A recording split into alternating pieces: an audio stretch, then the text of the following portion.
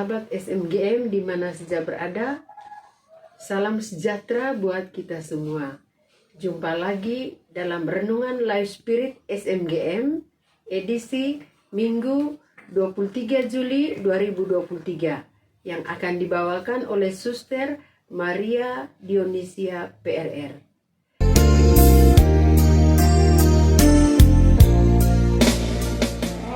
Dan Putra dan Roh Kudus. Amin. Inilah Injil Yesus Kristus menurut Santo Matius. Perumpamaan tentang lalang di antara gandum. Yesus membentangkan suatu perumpamaan lain lagi kepada mereka, katanya, hal kerajaan surga itu seumpama orang yang menabur benih yang baik di ladangnya.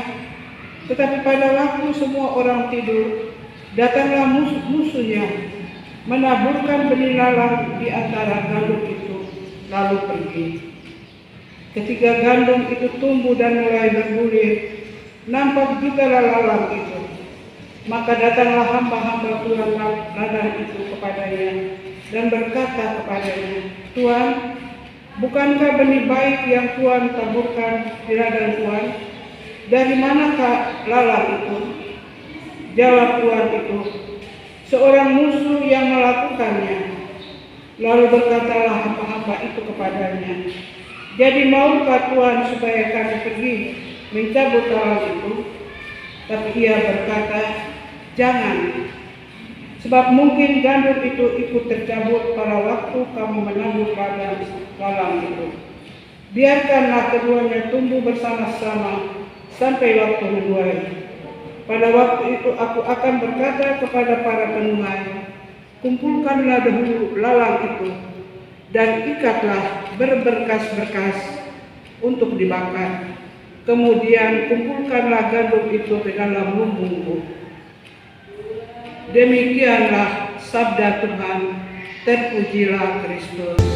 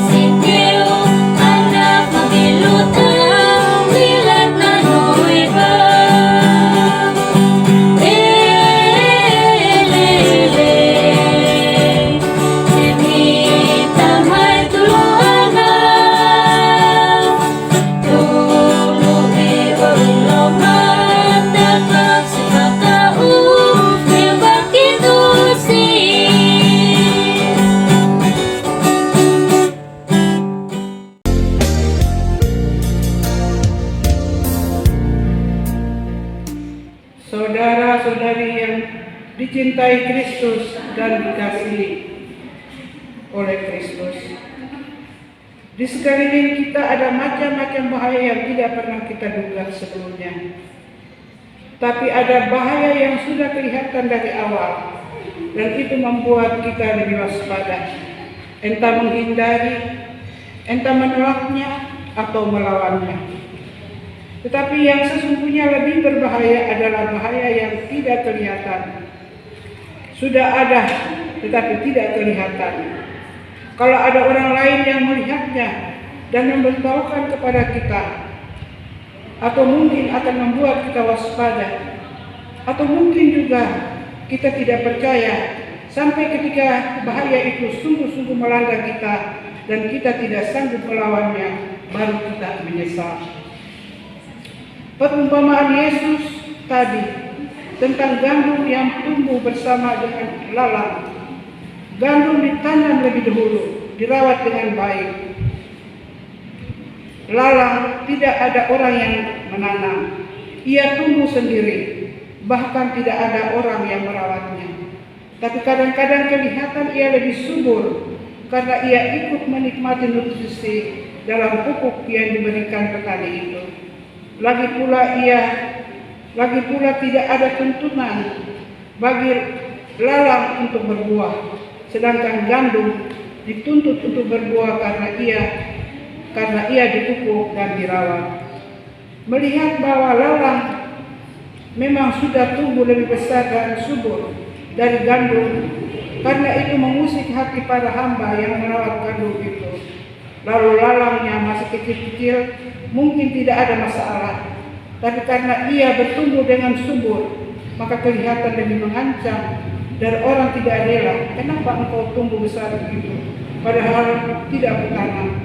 Kenapa kau menikmati pupuk yang kuberikan kepada gandum itu? Saudari-saudari terkasih, fenomena seperti inilah yang terjadi dalam masyarakat sehari-hari. Kita yang berusaha hidup baik, hidup benar, dituntut untuk berbuah banyak, berbuat kebaikan bagi orang-orang di sekeliling kita. Dan karena kita baik, tentu kita akan berusaha mewujudkan itu. Tapi ada saja orang di sekeliling kita yang hidupnya, yang rasa-rasanya tidak ada banyak gunanya, tetapi perbuatan mereka malah ditiru orang. Pengaruh-pengaruh buruk mereka malah berkembang di sekeliling kita. Tapi kita yang berusaha mewujudkan kebaikan dan menjadi teladan di sekeliling kita malah kurang diminati orang, malah ironisnya ditolak orang. Tentu kita tahu yang mencela orang baik adalah orang-orang jahat. Orang jahat sudah belajar banyak dari orang jahat lainnya. Sebagai orang yang merasa benar, tidak jarang kita ingin mengenyahkan orang-orang jahat itu, orang yang membuat kekacauan itu. Tapi kata Yesus, biarkanlah keduanya bertumbuh bersama sampai waktu aku menuai. Pada waktu itulah aku akan berkata kepada para penuai, kumpulkanlah lalang itu dan ikatlah berberkas-berkas untuk dibakar. Kemudian kumpulkanlah gandum itu di dalam lumbungku. Saudari-saudari terkasih, kejahatan dan keburukan ada di antara kita, ada dalam hati kita. Maka kita harus lebih berhati-hati, harus waspada agar tidak terbawa kepada kehancuran. Meskipun kejahatan itu ada dengan pengaruh-pengaruhnya yang buruk, pengaruh-pengaruh yang jahat, tetapi Tuhan selalu memberi kita kesempatan. Kita dipanggil untuk bertahan dan berjuang, bertumbuh dan berkembang, dan menghasilkan buah yang baik dan berlimpah. Benih-benih kebaikan yang sudah disiapkan Allah dalam diri kita, kita harus wartakan demi untuk keselamatan kita umat manusia. Amin. Dalam nama Bapa dan Putra dan Roh Kudus. Amin. Terima kasih Suster yang telah membawakan renungan. Kiranya renungan ini dapat bermanfaat bagi kami. Jangan lupa like, komen, dan subscribe untuk sahabat yang membutuhkan. Sampai jumpa pada edisi berikutnya. Terima kasih. Semangat